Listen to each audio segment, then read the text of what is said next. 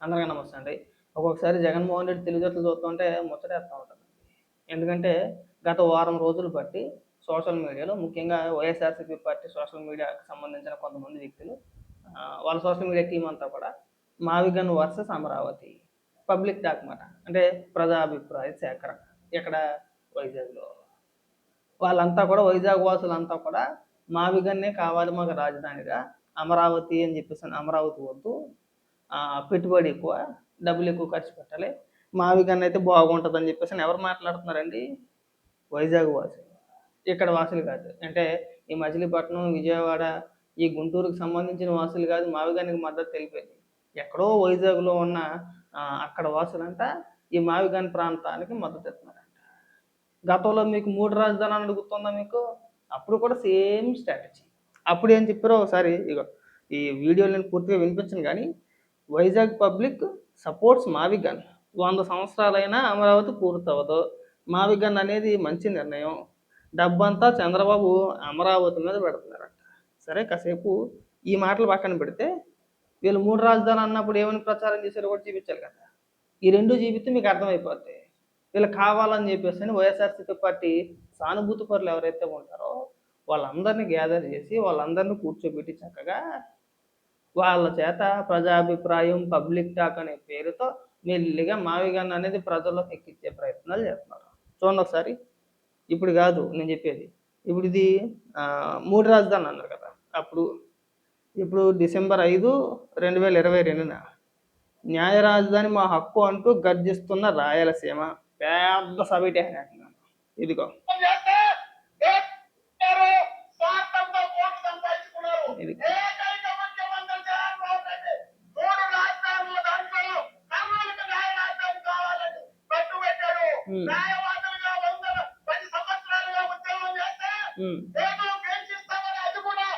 విన్నారా? ఇదంతా కూడా ఎక్కడ పెట్టారు ఇది మీటింగు? కర్నూలులోనే ఎక్కడో పెట్టారు. తర్వాత 3 రాజధానులు ముద్దు, ఒక రాజధాని వద్దు. తిరుపతి నగరంలో 3 రాజధానులకు మద్దతుగా భారీగా తరలి వస్తున్న జనసముద్రం. ఇదిగో. ఇప్పుడు 29 అక్టోబర్ 2022. చూసారా ఈ వీడియోలన్నీ ఇక్కడ కనబడుతున్నాయి కదా! ఇవాళ వచ్చి ఏమని మాట్లాడతారండి? అంటే విచిత్రం ఏంటంటే జనాలందరూ కూడా పిచ్చోళ్ళు. వాళ్ళకి ఏమీ తెలియదు.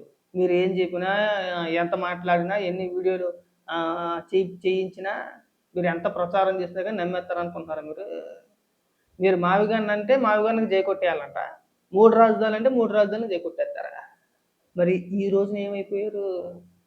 3 రాజధానుల కోసం కదం తొక్కిన ఆ తిరుపతి ప్రజలంతా ఏమైపోయారు ఇవాళ? 3 రాజధానులకి మద్దతుగా కర్నూలులో పెద్ద సభ పెట్టేశారు కదా! ఏమైపోయారు? అమరావతి ప్రాంతంలో 3 రాజధానులకి టెంట్ వేసి కూర్చోబెట్టారు కదా! ఆళ్ళంతా ఎక్కడికి వెళ్ళిపోయారు? ఇంకా అదృష్టం ఏంటంటే విశాఖపట్నంలోనే పెద్దగా ఏమీ జరగలేదు ఇలాంటి కార్యక్రమాలు. ఎందుకంటే అక్కడ ప్రజలకు తెలుసు. మన బాబు కూడా ఎంత పనుడో అక్కడ ప్రజలకు తెలుసు. కొంతమంది ఉంటారు సానుభూతి పరులు. ఇంకెళ్ళకి గొర్రెలు మనం ఎన్ని చెప్పినా కానీ వినరు ఇంక ఆళ్ళు.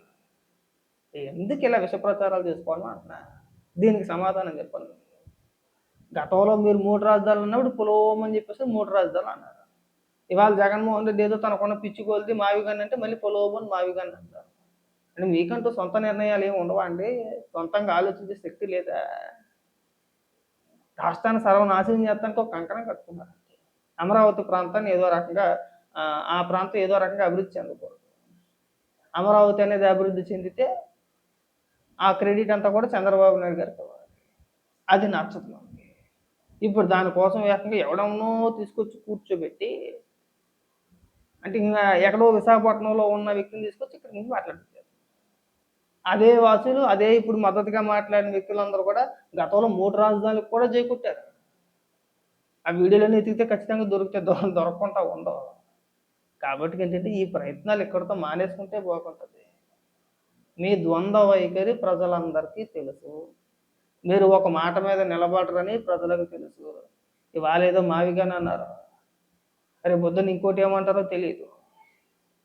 మీకు అనుకూలంగా ఎటుంటే అటు. రేపు పొద్దున మళ్ళీ దొనకొండ అనొచ్చు. ఎందుకంటే దొనకొండలో జగన్మోహన్ రెడ్డికి భూములు ఉన్నాయి కాబట్టి. లేదంటే రాయలసీమ ప్రాంతంలో ఏదైనా ఒక ప్రాంతం పేరు చెప్పొచ్చు. అది దానిపైన ఒక క్లారిటీ లేదు. ఎటు తిరిగి అమరావతి ప్రాంతం అభివృద్ధి చెందదు. వీళ్ళ ప్రధాన లక్ష్యం అదే. కాకపోతే మీకు తెలియనిది ఏంటంటే, గతంలో మీరు చేసిన 3 రాజధానుల గురించి చేసిన ప్రచారం అప్పుడే జనాలు మర్చిపోయారనుకోవడం మీ భ్రమ. మీ పిచ్చితనం అది. ఎవ్వడు మర్చిపోలేదు. ఇదిగో వీడియోలు. ఇలాంటి వీడియోలు నేను కొన్ని వందలు చూపిస్తా. చేసుకుంటా పోతే గతంలో వైఎస్ఆర్సీపీ పార్టీ నాయకులు అంబటి రాంబాబు కానించి జగన్మోహన్ రెడ్డి దగ్గర నుంచి కింద స్థాయి కార్యకర్త వరకు 3 రాజధానుల గొప్పతనం గురించి మామూలుగా చెప్పలా స్టోరీలు.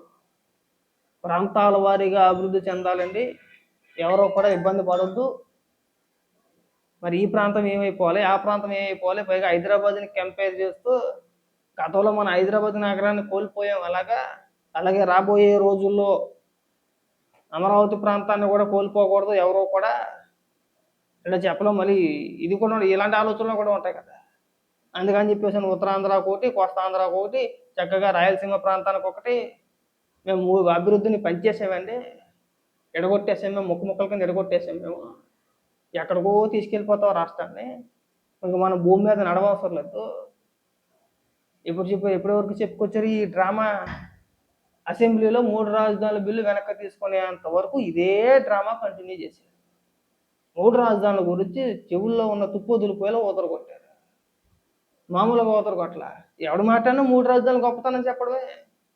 ఇంక మనం అందరం గాల్లో ఎగురుతామండి, కాకులతోని, పిట్టలతోని, పక్షులతో కలిపి మనం కూడా అక్కడి నుంచి ఇక్కడికి ఎగరాలి, ఇక్కడి నుంచి అక్కడికి ఎగరాలి. బిల్డింగ్ల మీద వాలిపోవచ్చు మనం. ఇంటింటికి కేజీ బంగారం ఇస్తారు, బెంచ్ కార్ ఇస్తారండి, ఎక్కడికో తీసుకెళ్ళిపోతారు మిమ్మల్ని అందరినీ. జగన్మోహన్ రెడ్డి అభివృద్ధి మామూలు అభివృద్ధి కాదన్నారు. ఏమైంది? కొన్ని సందర్భాల్లో సజ్జల రామకృష్ణారెడ్డి అనుకుంటా, ఈ ఎన్నికలకి మా నినాదం 3 రాజధానులు, మేము 3 రాజధానులతోనే మేము ఓటు అడగడానికి వెళ్తాం, మేము అదే మా లక్ష్యం, అదే మా ఇదని చెప్పేసి అని వెళ్ళారు. ఏమైంది? ఇవాళ మళ్ళీ మావిగాన్ని అంటారు. ఇంకో 2 సంవత్సరాలు పోతే ఈ మావిగాని మీద మీరు నిలబడరో మీకే తెలియదు, మీ నాయకుడికే తెలియదు. అన్న మైండ్ అప్పుడు ఏం చెప్తే అదే. ఎందుకంటే అన్న మైండ్లో చాలా ఉంటాయి. Washington DC, Australia, America, Russia, China, Japan, ఇంకా పెద్ద పెద్ద అభివృద్ధి చెందిన దేశాలన్నీ కూడా అన్న బుర్రలోనే ఉంటాయి. ఇప్పుడు అన్న ప్రయత్నం ఏంటంటే ఆ దేశాలన్నింటినీ కూడా అక్కడ జరిగిన అభివృద్ధి అంతా కూడా అన్న ఎక్కడొక్కడ మూట కట్టి ఎక్కడో దిక్కున నిర్మించేయాలి. అన్న బుర్రలోంచి నిర్మించేస్తాడు. హైదరాబాద్ కంటే గొప్ప నగరాన్ని నిర్మించేస్తాడు. ఎలా నిర్మిస్తారని చెప్పి అడగొద్దు. అన్న బుర్రలో ఉంటాయి. ఓల్డ్ మెటీరియల్ ఉంటుంది అన్న బుర్రలో. ఇప్పుడు అందులో ఏదైనా దగ్గర చేసి ఎలక్షన్ దగ్గర చేసి ఇంకో మెటీరియల్ ఏదైనా బయటకు వచ్చే ప్రయత్నం చేసింది అనుకో, అప్పుడు ఇంకో పేరు చెప్తాడు. అప్పుడు ఏం చేస్తారు? మళ్ళీ పొలవమని చెప్పేసి మళ్ళీ దాన్ని వెనకాల పరిగెడతారా అండి? ఉన్న రాజధానిని డెవలప్మెంట్ చేసుకుని ఉంటే ఈ పాటికి అమరావతి ఎంతో కొంత ముందుకు సాగేది కదా, సకానికి పైగా పూర్తయ్యేది కదా. ఇవాళ అక్కడ భూములు ఇచ్చిన రైతులు ఇబ్బంది పడేవారు కాదు కదా. భూములు ఇవ్వని రైతుల గురించి కాదు నేను మాట్లాడేది, భూములు ఇచ్చిన రైతుల గురించి. మీ పోరాటాలు ఎప్పుడు భూములు ఇవ్వని రైతుల గురించి. ఉదాహరణకు నేను చూడండి, సీడ్ యాక్సెస్ రోడ్డుకి సంబంధించి ఒక ఇష్యూ దాదాపు 10 ఏళ్ల బట్టి కోర్టులో నడిచింది. 2015 నుంచి 2.5 ఎకరాలు ఎంతో చిన్న ముక్క అది.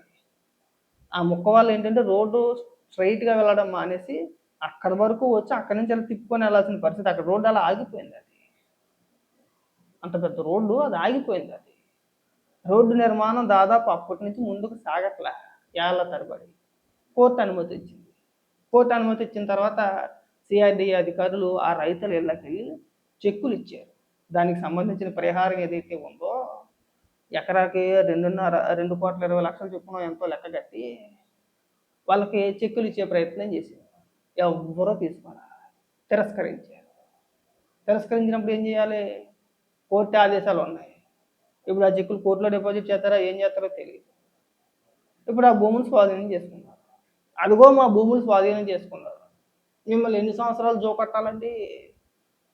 దాదాపు 30,000 మంది రైతులు అక్కడ భూములు ఇచ్చారు. మహా అయితే 100 మందో 200 మందో ఇవ్వలేదేమో. ఇచ్చిన వాళ్ళు పిచ్చోళ్ళ. మీరు 2.5 ఎకరాల కోసం అక్కడ 16 కిలోమీటర్లు 17 కిలోమీటర్లు ఆ సీడ్ యాక్సెస్ రోడ్డు, ఆ రోడ్డు నిర్మాణం ఆగిపోవాలా? ఇంకే అభివృద్ధి జరగకూడదా? పోనీ ఏమన్నా మీకు ఏమైనా తక్కువ ఇస్తామంటున్నారా? ఆ భూమికి సంబంధించి తక్కువ ఇస్తానంటున్నారా? లేదు, అందరికంటే ఎక్కువే ఇస్తానంటున్నారు. మార్కెట్ కంటే ఎక్కువే వచ్చింది. పైగా దానికి తోడు ఒక ప్లాట్ ఇస్తారు. మరి ఇన్ని ఇచ్చినప్పుడు ఇవ్వడానికి ఏమైందండి? మళ్ళీ ఎప్పటినుంచో మా తాతల నుంచి వస్తుందండి అయన్నీ చెప్పమాకండి. అందరూ ఇచ్చినోళ్ళు పిచ్చోళ్ళు కదా! అందరూ ఇచ్చినోళ్ళందరూ పిచ్చోళ్ళా? వాళ్ళకి ఎప్పటినుంచో వచ్చే భూములు కాదా? అది ఇప్పుడు ఎక్కడైనా కానీ ఒక రోడ్డు నిర్మాణం జరుగుతున్నప్పుడు దానికి కావాల్సిన భూ సమీకరణ ఏదైతే ఉందో ఖచ్చితంగా ప్రభుత్వాలు బాధ్యత చేస్తాయి. దానికి ఒక పెద్ద రచ్చ చేసే ప్రయత్నం చేశారు. ఈ డ్రామాలన్నీ ఆపేస్తే బాగుంటది. మీ మాట మీద మీకే నమ్మకం లేదని చెప్పేసని ప్రజలకు తెలుసు. మీరెన్ని డ్రామాలాడినా ఎవ్వడు నమ్మడు. మావి గన్ అని చెప్పేసని, అమరావతి అని చెప్పేసని, ప్రజా సేకరణ, పబ్లిక్ టాకు ఈ డ్రామాలొద్దు. వినిపిస్తా. నెమ్మదిగా గతంలో మావిగాని గురించి అంబటి రాంబాబు ఏమని మాట్లాడాడు, ఇప్పుడు ఏమని మాట్లాడాడు, ఇంకా చాలా వీడియోలున్నాయి నా దగ్గర. అవన్నీ ఈ వీడియోలో చెప్పుకుంటా పోతే లెంత్ ఎక్కువైపోతాయి. తర్వాత వీడియోలో వివరంగా చెప్తా. అప్పుడు సజ్జల రామకృష్ణారెడ్డి ఏమని మాట్లాడాడు, మన సాక్షులు ఈశ్వర్ గారు ఏమని మాట్లాడారు, చాలా మంది మాట్లాడారుగా 3 రాజధానుల గురించి. అప్పుడు అప్పుడు మీరు మాట్లాడిన మాటలు, ఇప్పుడు మీరు మాట్లాడిన మాటలు దానికి మీరే సమాధానం చెప్పగలరు.